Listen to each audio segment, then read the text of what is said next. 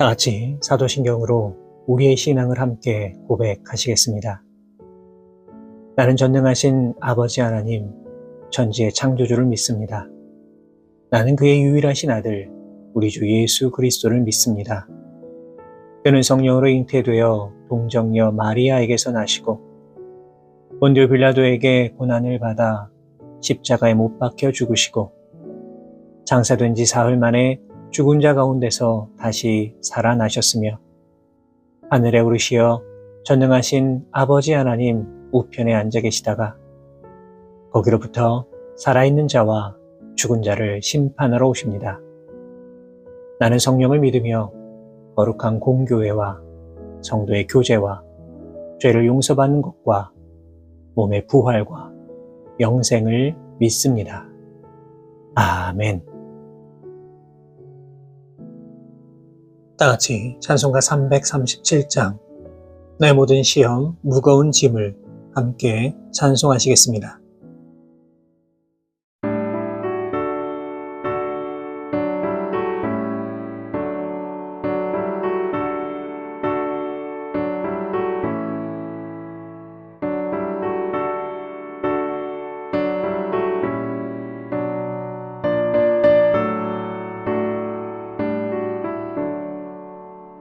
내 모든 시험 무거운 짐을 주 예수 앞에 아뢰이며 근심에 쌓인 날 돌아보사 내 근심 모두 맡으시네 무거운 짐을 나 홀로 지고 견디다 못해 쓰러질 때 불쌍히 여겨 구원해 주리 은혜의 주님 오직 예수 내 모든 괴로움 닥치는 만남 주 예수 앞에 아뢰이며 주께서 친히 날 구해 주사 넓으신 사랑 베푸시네 무거운 짐을 나 홀로 지고 견디다 못해 쓰러질 때 불쌍히 여겨 구원해 주리 은혜의 주님 오직 예수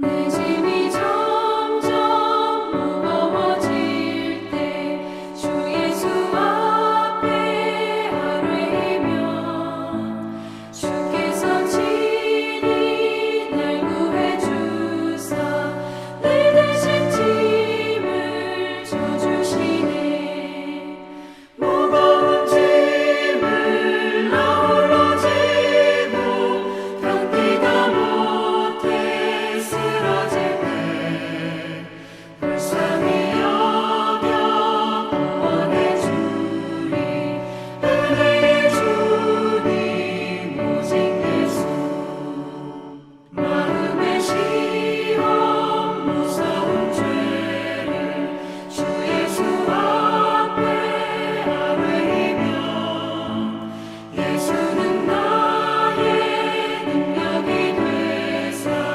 세상을 이길 힘 주시네 무거운 짐을 나 홀로 지고 견디다 못해 쓰러질 때 불쌍히 여겨 구원해 주리 은혜의 주님 오직 예수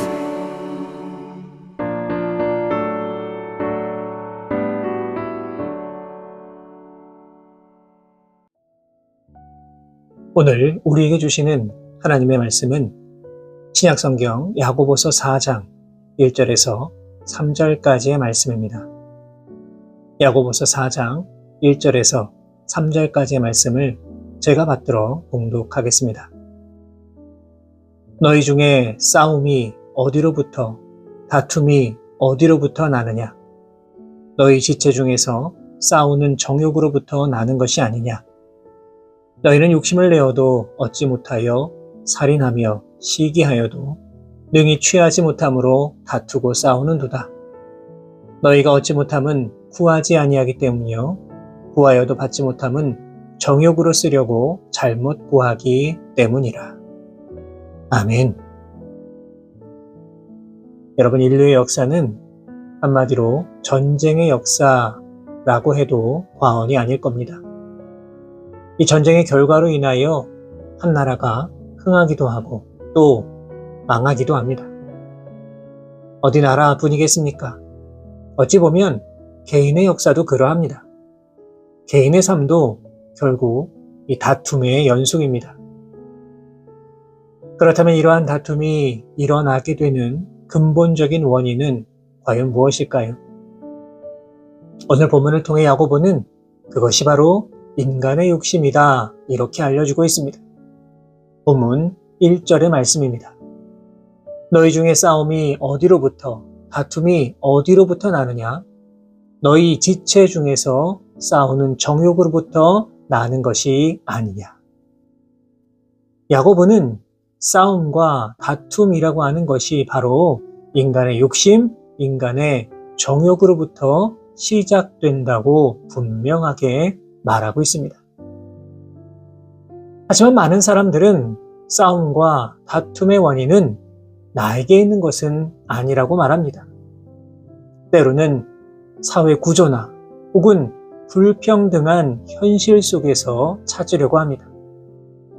심지어 나는 그렇지 않은데 다른 누군가 때문에 이런 문제가 생겼다고 다른 사람의 탓을 하려고 합니다.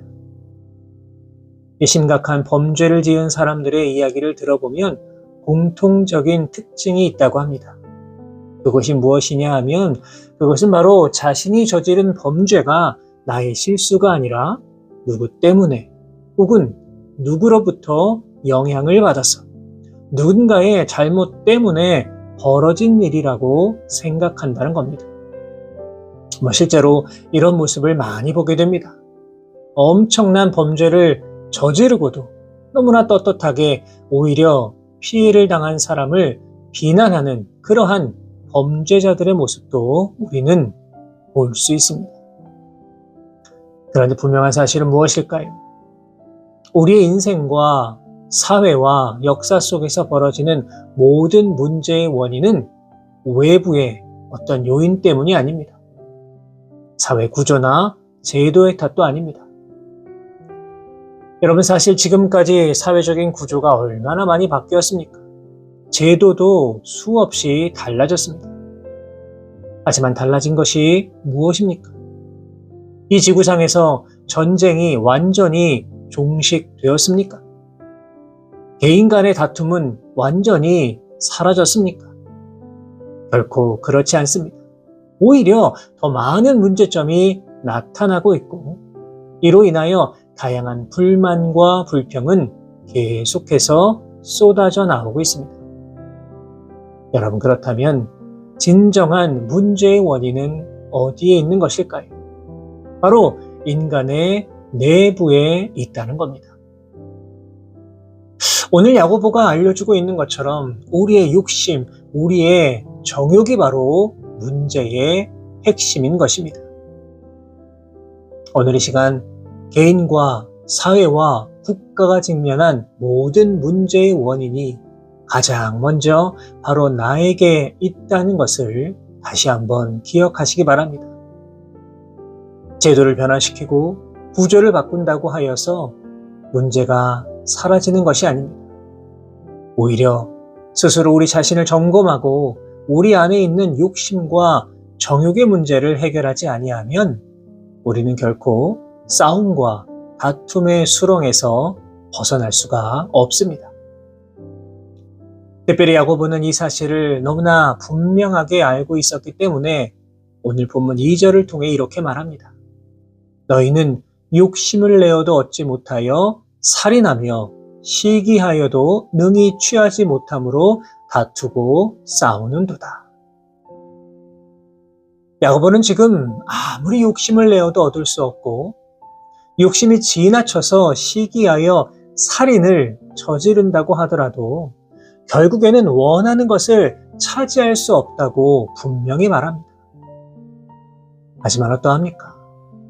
인간이 욕망에 사로잡히면 이러한 말이 귀에 들어오지를 않습니다.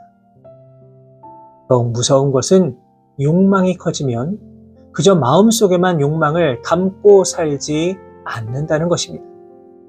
때로는 이 지나친 욕망으로 인하여 갈등이 일어나고 다툼이 생겨납니다. 더 끔찍한 일도 생겨납니다. 욕망을 채우기 위해서라면 수단과 방법을 가리지 않는 일도 종종 생겨나게 됩니다. 다윗이 그러하였습니다. 다윗이 어떤 인물입니까? 이스라엘 역사상 최고의 왕입니다. 하나님을 너무나도 사랑한 성군이었습니다. 그가 지은 시편의 절반가량이 다 하나님을 찬송하는 시입니다. 그런데 그가 욕망에 사로잡혔을 때 어떻게 변하였습니까? 남편이 있는 아내를 차지하기 위하여 남편을 전장으로 내몰아 죽게 만드는 그 비열한 짓을 서슴지 않고 저질렀습니다. 문제는 이렇게 무서운 죄를 짓고도 그것이 죄라고 하는 사실을 전혀 깨닫지를 못했다는 것입니다. 이처럼 욕망에 사로잡힌 인간은 수단과 방법 가리지 않습니다. 여러분, 그렇다면 우리의 모습은 과연 어떠합니까? 혹시라도 이러한 욕망에 사로잡혀서 죄를 죄로 여기지 못하고 있는 것 아닙니까?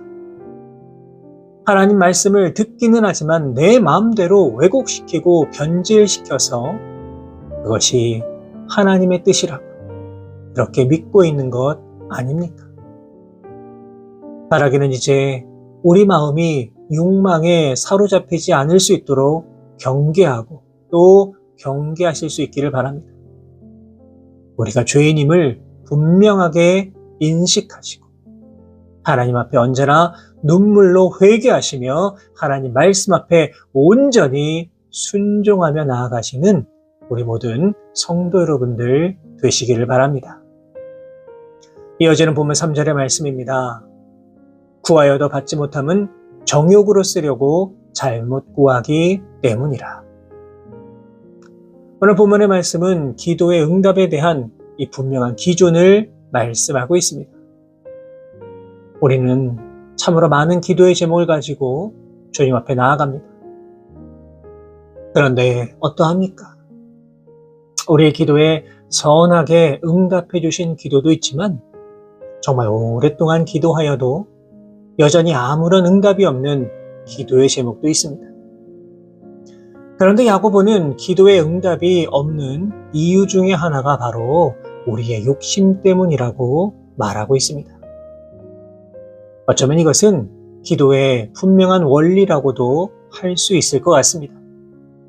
시편 66편 18절의 말씀을 보시면 내가 나의 마음에 죄악을 품었더라면 주께서 듣지 아니하시리라 이렇게 말하고 있습니다. 다시 말해서 기도에 앞서서 우리의 마음과 생각이 어떠한지 주님 앞에서 점검해 보아야 한다는 뜻입니다. 여러분 어떠합니까? 많은 그리스도인들이 이러한 원리를 무시하며 하나님 앞에 간구합니다.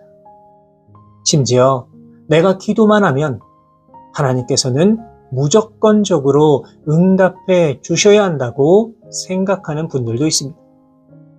어디 그뿐입니까?